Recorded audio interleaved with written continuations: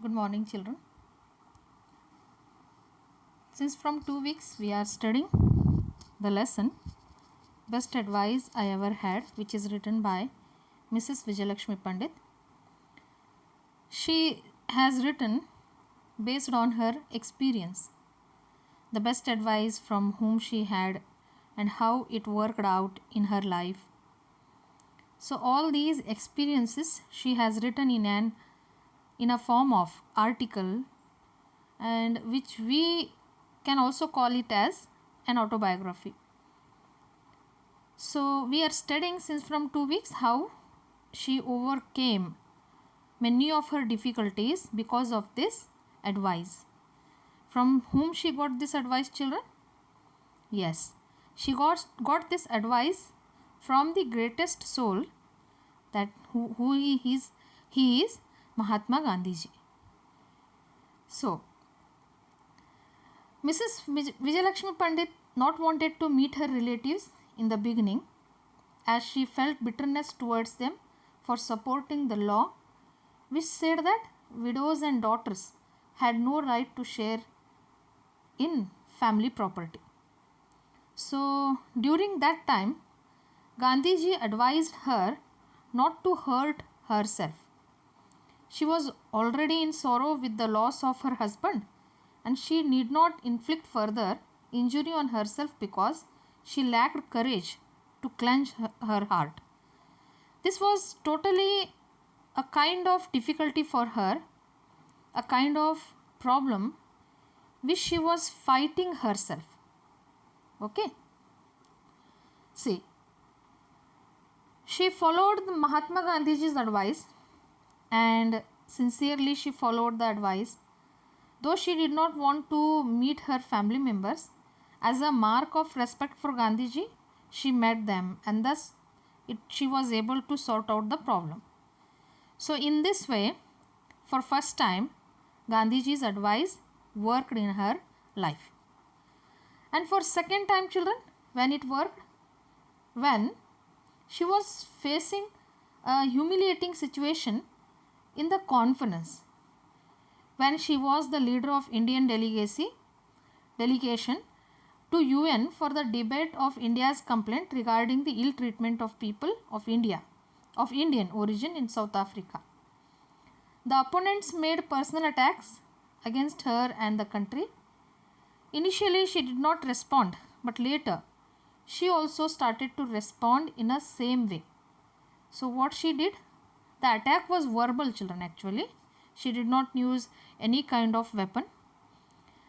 In a same way, by using the harsh words, she responded to them. And later she regretted why she did like this. And later she went and she apologized the opposite person. So in this way, for the second time, Gandhiji's advice worked in her life. Let's proceed with the 18th paragraph. But recently it really happened to me. My guests of honor, the Prime Minister of Great Britain and Lady Eden, could hardly have been more important to me. High Commissioner for India in United Kingdom, I had planned everything meticulously, from the menu to the color scheme of the flowers and the candles. When the guests had arrived and drinks had been passed twice, I signaled the butler to announce dinner. But still we waited when, for the third time, drinks came round. I excused myself and ran downwards to the kitchen. So this is the third situation. What happened here? So she recollects this situation, and she tells, even it is fresh in her mind. The situation is still fresh in her mind. So she feels like recently it happened. Okay. So whom she called for dinner, children? She had called some guests. And who were those guests? The guests were Prime Minister of Great Britain and Lady Eden, with the High Commissioner. Understood? So these guests when they came, before the preparation was made by Mrs. Vijayalakshmi Pandit herself. She had arranged all the preparation. She had made all the preparation. Then even flowers, the candles, she had selected herself. So what was the plan? Actually, according to her plan, she will signal the butler. The drinks will be served first, and later, for the second time, when the drinks will be served, then she will give a signal to the butler, and then the butler will go to the kitchen and he will serve the food. This is what. Understood? Can I repeat it? See, when the drinks will be served for the first time, she will notice all the things, and later when second time the drinks will be served, then she will signal the butler, and the butler will go to the kitchen and he will bring the food. So same it happened. According to the plan, the drinks were served. Second time the drinks were served. But actually here, when the second time drinks were served, she signaled the butler went. And for third time also, what happened, children? Instead of serving the food, he served the drinks. So this made Vijayalakshmi Pandit to get worried. She started to worry. According to plan, 2 times they have to serve drinks, and third time they have to bring food. But here, instead of serving the food, what they did? They served the drinks. So she asked excuse from the guests, and she herself went downstairs. The kitchen was downstairs. She herself went downstairs to check what is wrong with the kitchen, what is wrong with the dinner. Let's see what happens.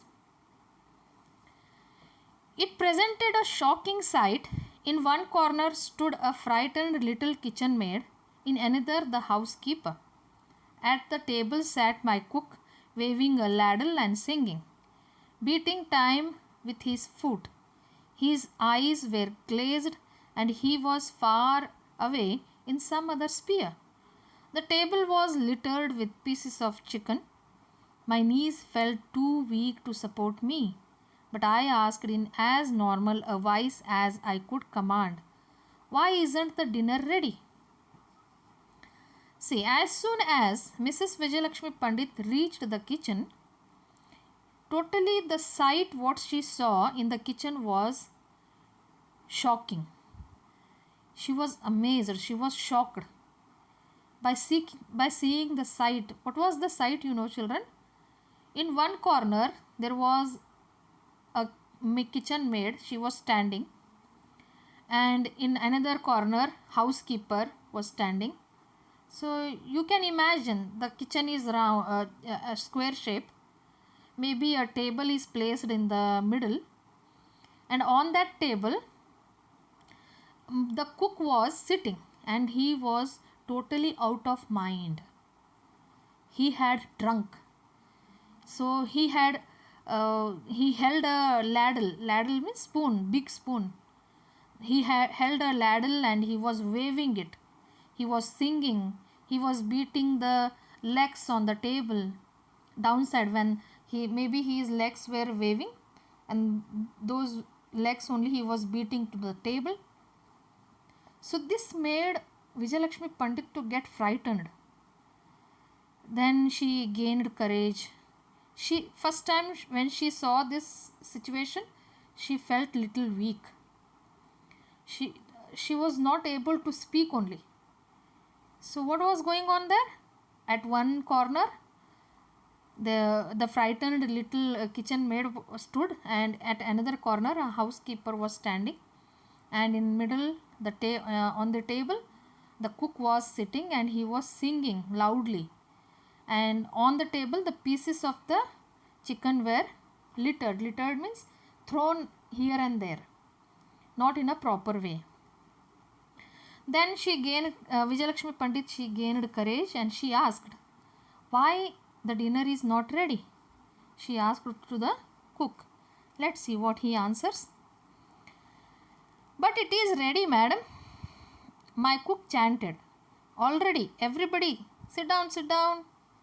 See, here the cook has drunk and he is uncontrollable.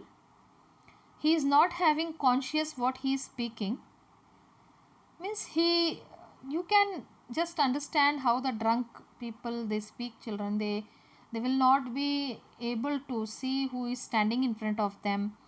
They will be uncontrollable. They will go out of mind. So how he replied here? He did not respect Vijayalakshmi Pandit and directly he said, yes madam, it is ready. And he said, everybody, all, sit down, he said. Who is standing in front of him, children? Who is standing? Nobody is standing, no? Vijayalakshmi Pandit was standing. So instead of speaking politely, answering politely, how he spoke?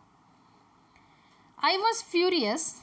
It was on the tip of my tongue to say, get out, you are dismissed. When I thought of the counsel that had calmed me so many times, if I lost control, I would only hurt myself. I pulled myself together. Let's get something on the table, I said. I was furious. Furious means getting angry. She was very angry. And she thought of to order the cook to get out of the kitchen immediately. And she thought to dismiss him, to fire him, fire from his job. But later, she recollected the advice which was given by Mahatma Gandhi ji. So many times it worked in her life. What was the advice? No one can harm you except yourself. So later she gained the consciousness. She thought of, if I am going to fire this cook, then I am going to face the problem, she thought. And she controlled her tongue and she said, let's get something on the table. She ordered them to get on the table if anything is prepared. What is available on that certain time, on that time. Everyone pitched in. The food served wasn't quite what the menu described, but when I told my guest what had happened, there was a chorus of surprise. If this is what your cook gives when he is drunk, someone exclaimed, what must he provide sober? See, the food was served, the food which was prepared by the cook himself, before maybe he has prepared the food before drinking, having a drink. Then the food was served in front of all the guests. Then Vijayalakshmi Pandit explained all the situation, what went on in the kitchen. Then all the guests started to laugh. They exclaimed that if the cook is cooking such kind of delicious food when he is drunk, then think of in normal situation how he will cook. Means the food was liked by the guests. They were enjoying the meal. So they said that they appreciated the cook for cooking the food. See, the cook was drunk, children, actually. Maybe here guests had thought that the cook has not cooked the food properly, but he had cooked it properly. So they appreciated him.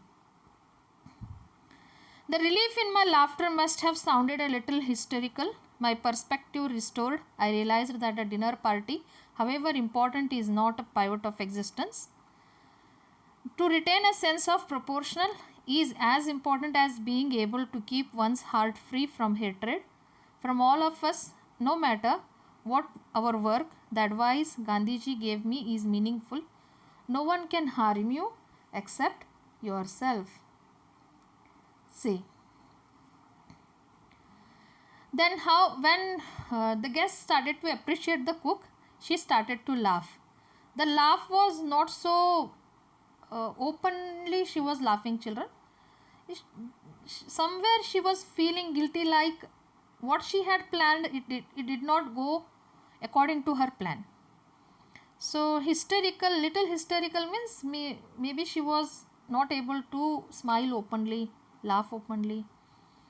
Then the perspective she restored. Perspective means the way of looking into the life, the way of looking into the problem, she had changed it.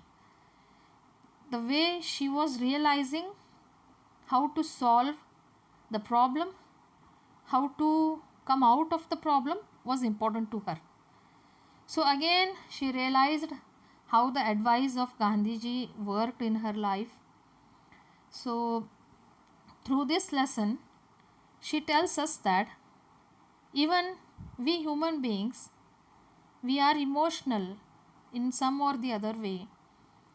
We get broken, but still we have to stand like mountains.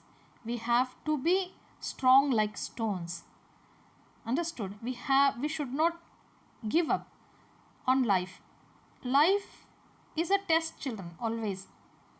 The life will be testing us in some or the other way every day, or in some or the other way. The exams, the life will be taking exams, just like life will be taking tests. So what we have to do, we have to show life that we are very tough on it, we can pass it. Understood? So here no one can harm you except yourself, worked out in her life.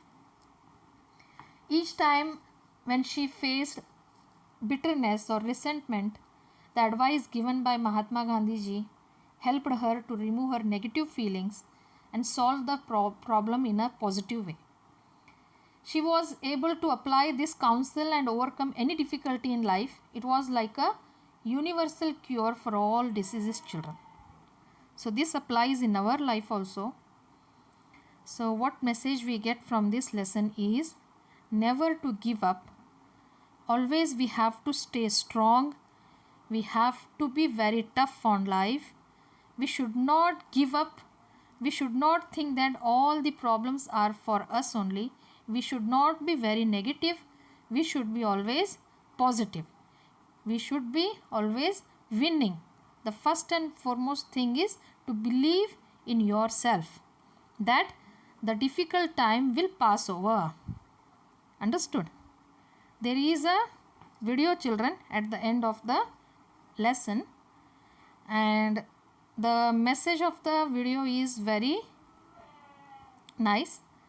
I request you to watch the video. Understood?